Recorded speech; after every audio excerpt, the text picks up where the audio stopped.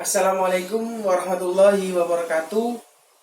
Perkenalkan, nama saya Wahyu Rizky Awalianto, NIM 125 dari kelas D. Di sini saya akan menjelaskan beberapa teori dari Toulmin dan contohnya. Yang pertama adalah perilaku molar.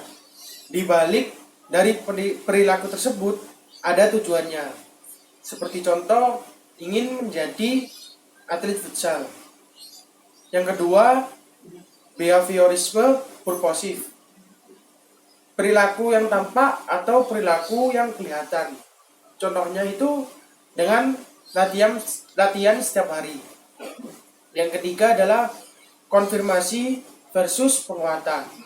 Nah, Toulmin sebagai konfirmasi dengan yang dari behaviorisme yang dilakukan dalam behaviorisme itu dinamakan penguatan. Atau dalam konfirmasi dari behaviorisme itu disebut dengan penguatan. Penguatan sendiri itu adalah keyakinan dari diri sendiri bahwa molar tersebut itu tercapai. Contohnya latihan dengan lari, sparring atau juggling. Latihan futsal itu dengan lari, juggling atau dengan sparring. Nah, ketika latihan lari, seseorang tersebut latihan lari dan sparring, nah itu orang tersebut tidak capek dan malah semangat untuk melakukannya. Itu di checklist. Jadi artinya di checklist itu adalah termasuk konfirmasi. Nah, yang kedua itu ketika latihan dengan juggling saja, seseorang tersebut itu malah membuat bosan dan malas-malesan. Nah, itu termasuk tidak checklist atau tidak dikonfirmasi.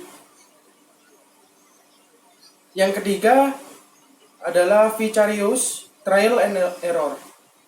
Mempertimbangkan mana yang baik.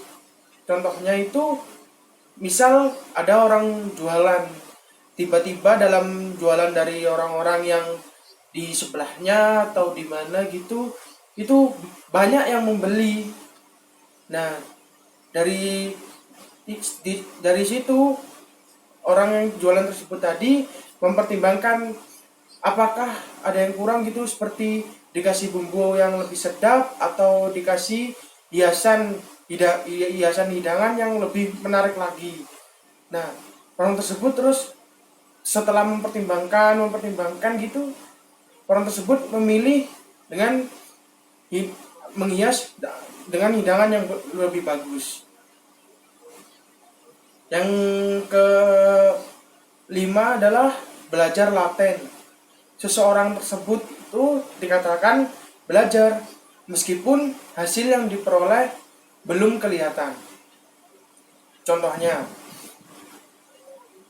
setelah melihat orang memperbaiki sepeda motor yang rusak atau membongkar dari bagian-bagian sepeda motor tadi itu, nah suatu ketika dia ingin mencoba memperbaiki sepeda motor dengan apa yang dilihatnya waktu itu. Teori yang keenam itu pelenyapan laten. Dari hasil belajar laten tadi, itu kemungkinan besar akan hilang dari belajar laten tadi. Contohnya itu seperti setelah melihat orang yang memperbaiki sepeda motor yang rusak atau membongkar sepeda motor yang tadi itu seiring dengan berjalannya waktu, dengan kesibukannya dia sendiri, dan untuk suatu ketika dia membutuhkan belajar tadi itu, dia lupa akan belajar tadi itu. Jadi dia lupa dengan apa yang dilihat dari orang yang tadi memperbaiki sepeda motor itu, dan akan hilang dengan sendirinya. Karena apa? Karena dengan kesibukan orang tersebut dia lupa gitu.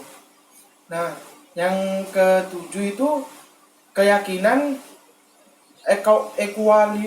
ekuivalensi. Nah, itu terdapat hal lain. Contohnya, ingin jadi atlet sepak bola, ingin jadi populer gitu. Jadi dia ingin jadi atlet sepak bola tapi dia ingin populer. Nah, yang kedelapan adalah teori ekspektasi medan. Hasil belajar mempunyai medan. Contohnya seperti ini. Ingin menjadi atlet sepak bola. Nah, kenapa dia ingin menjadi atlet sepak bola? Jadi atlet sepak bola disukai banyak orang, gak dipandang oleh orang lain. Bisa jadi senang atau bisa jadi juara itu. Terima kasih. Sekian dari saya. Mohon maaf bila ada salah kata. Terima kasih. Wassalamualaikum warahmatullahi wabarakatuh.